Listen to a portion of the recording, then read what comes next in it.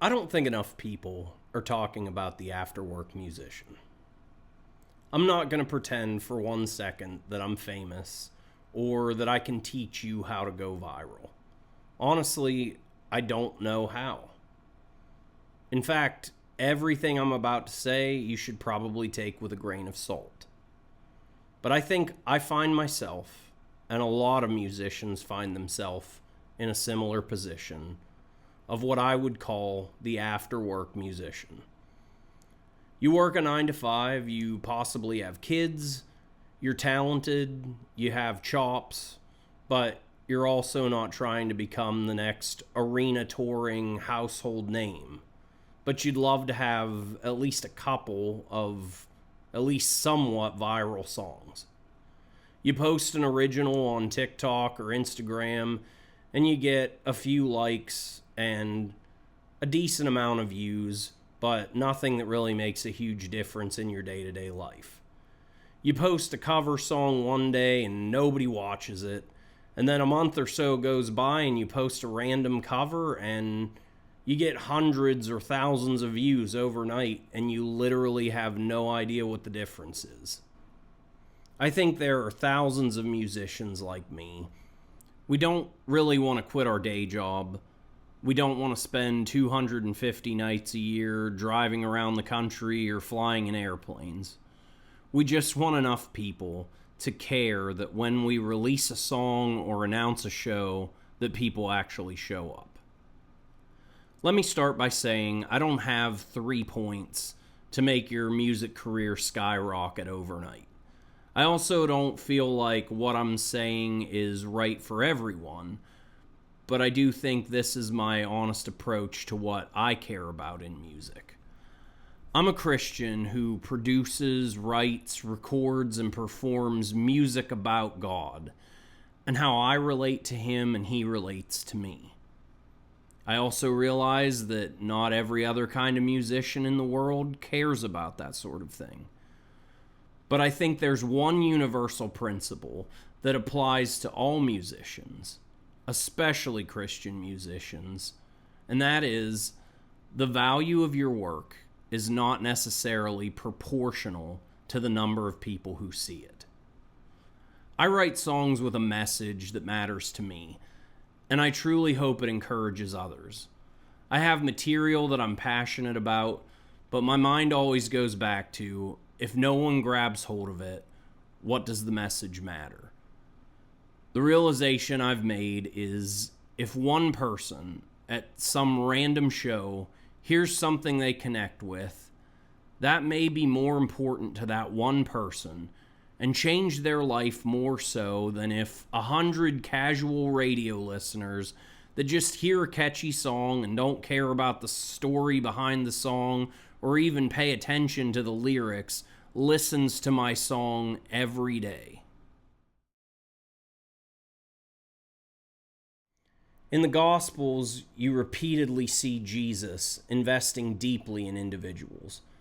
Sometimes he taught thousands, other times he stopped to talk and minister to just one person. The worth of the encounter wasn't determined by the size of the audience. When it comes to music and why we make the music, the audience size is not irrelevant, but it's also not a measure of whether your work matters or not. That means I end up holding two truths that seem to pull at each other. I write songs about things that changed my life for the better or helped me to be a better person, and I want to create those songs so that they reach as many people as possible because I believe they can genuinely help people. But the second truth is that I believe one changed life is not less successful than 1,000 casual listeners. If this video had bullet points, my first point would be make the art regardless. The art that you make for the reason that you make it is important. The number of viewers or likes does not diminish that you have something worth expressing.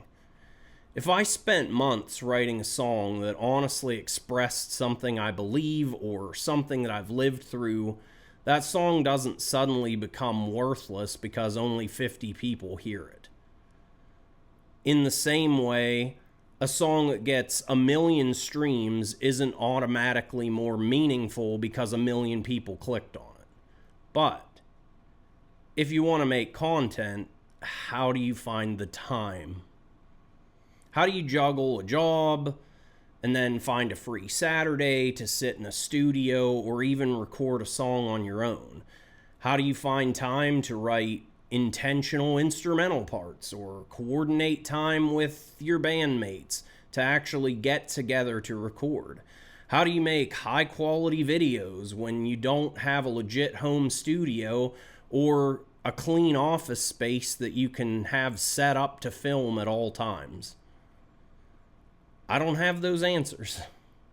My office doubles as my wife's crafting room, and that also doubles as storage. My office is where I pay my credit card bill and work from home once a week, and where I store all of my instruments.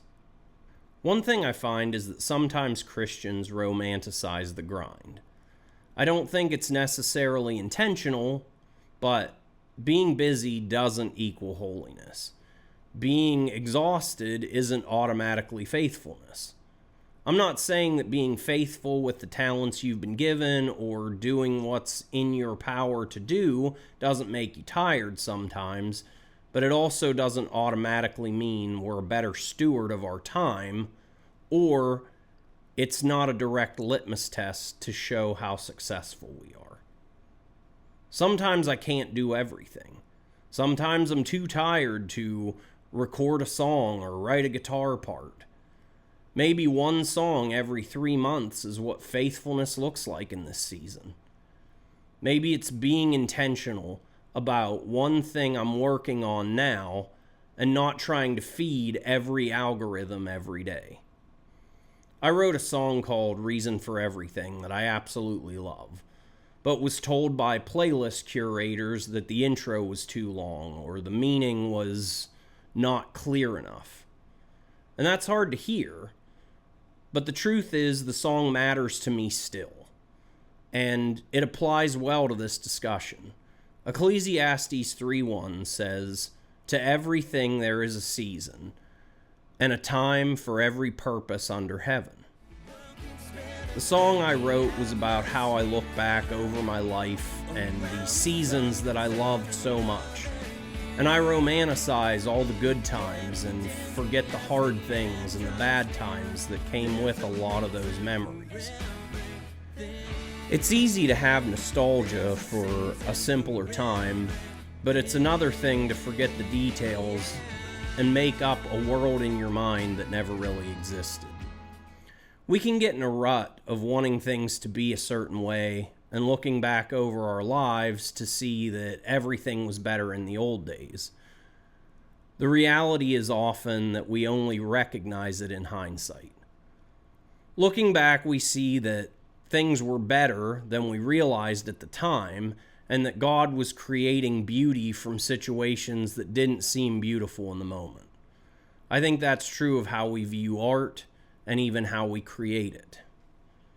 I think my point is, God asks us to be faithful with what we've been given. That doesn't mean stop trying to grow or find ways to reach more people. It does mean I should stop believing that my worth as an artist is determined by how much I can produce. The story still matters, and the art is still worth making. And maybe the discipline isn't producing more, but not giving up on creating, even when life doesn't leave you much room to make or create. So let's bring it all home. I think I need this reminder, and maybe you do too. But keep gigging. When you get a chance to play, play. When you can record a song, record it.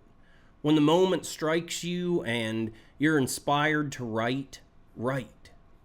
It's not all going to make it to the Billboard Top 100, but it will feel good to finish something and even better if it touches someone along the way.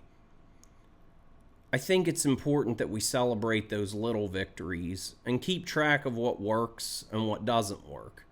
But there's nothing wrong with being the after-work musician. Thanks for taking the time to watch.